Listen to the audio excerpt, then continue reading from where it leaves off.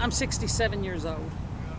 We've already been attacked this morning, not by a crowd, by two different people that are on the opposing side.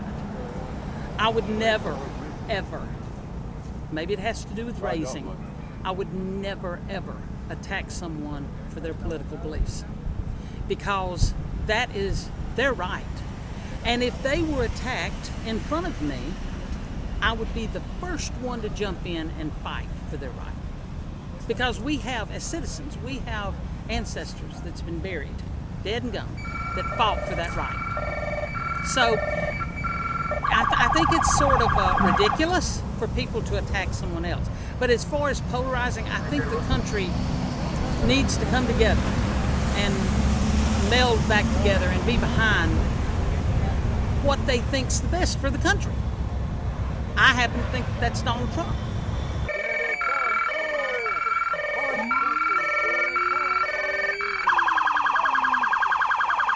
Do you regret attaching your name to the former president?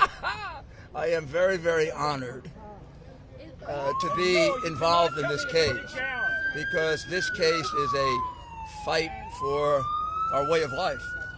This indictment is a travesty. It's an attack on not just me, not just President Trump, not just the people in this indictment, some of whom I don't even know. This is an attack on the American people. If this could happen to me, who is probably the most prolific prosecutor, maybe in American history, and the most effective mayor for sure, it can happen to you.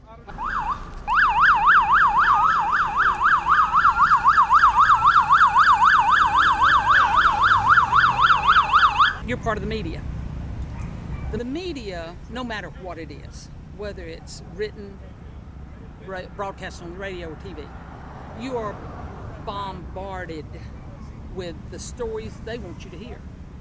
There's a little thing called editing, There's a little thing about taking things out of context, which I understand. You want to keep your audience, and when I say you, please understand I'm talking about as a whole.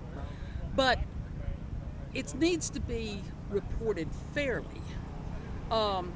As far as Donald Trump being hated by some and the elections, for instance, 2 nights ago on a world news program, the man said, Brian Kemp, and it showed him the clip, Brian Kemp saying that the election in Georgia was fair, that every ballot was counted by hand. Sir, that's wonderful. That's wonderful. But when you leave out the main gist of it, where did the ballots come from?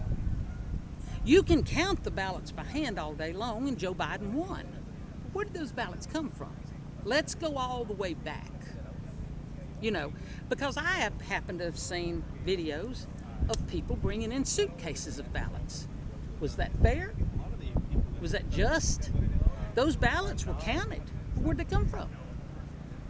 I happen to know 2 people in Tennessee, a couple. They went to vote at their polling place. The man showed his ID. I know these people personally. The woman at the voting polls said, you've already sent in your absentee ballot. He had never seen an absentee ballot, and they made him leave without voting.